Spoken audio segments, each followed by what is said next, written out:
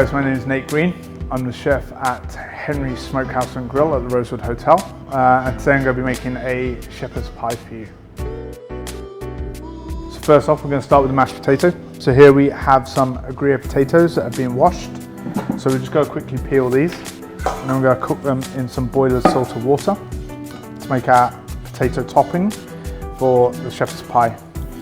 We always cut them to an even size. This is so that when they cook at an even rate.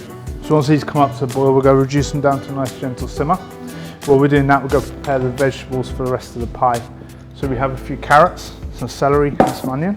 Just kind of classic British root vegetables. Again, like with the potatoes, we're going to cut these to an even size to allow them to cook evenly. Keep all our vegetables separately so that we can put them into pans at different stages of the cooking. We're going to just turn our oven on and preheat it. So here in the pan we've got the strained potatoes. I'm just going to let them sit for a couple of seconds. This just lets any excess water you might have in the potatoes or on the pan, just allows it to escape. We're going to knock the temperature of the pan right down to number 3 on the induction, so a nice gentle temperature. I'm going to add in half of the butter.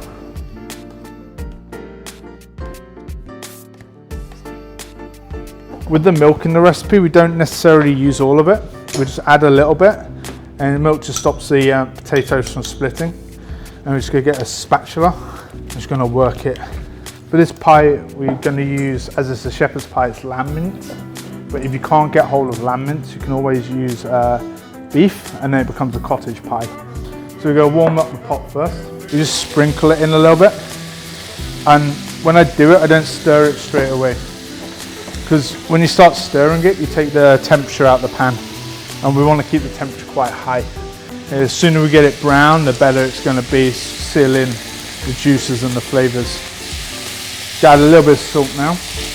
A lot of what we're trying to do is cook off any excess water, and you can see in the pan, you can see the water. So the trick is when you hear it start to fry again, that's what we're looking for. Because that means all the water's disappeared. And you can hear that now.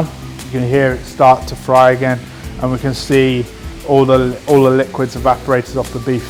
Here I got ready some lamb stock, a little bit of Worcester sauce, some tomato paste, and then Bovril.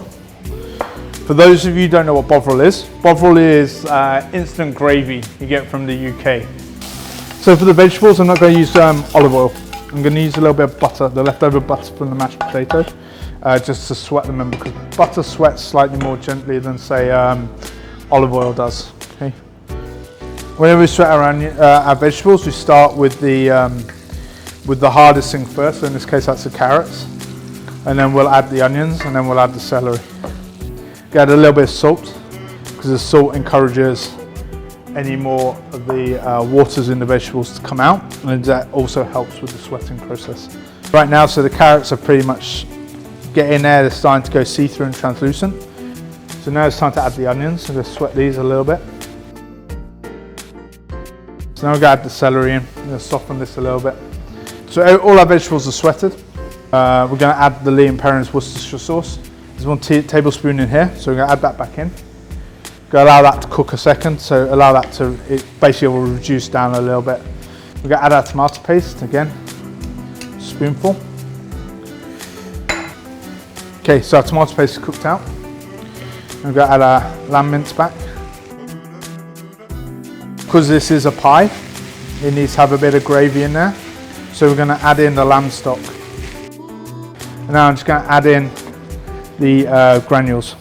Just 2 teaspoons, this will thicken up quite a lot. Okay, so now our pie is ready to top. The danger here is if you put it all in the middle, you're going to squash all your meat to the side. So what I do is I take it using a spatula, I actually put it quite flat. I just layer it just gently on top. I don't want it too thick. You want 80% mince and gravy and 20% potatoes.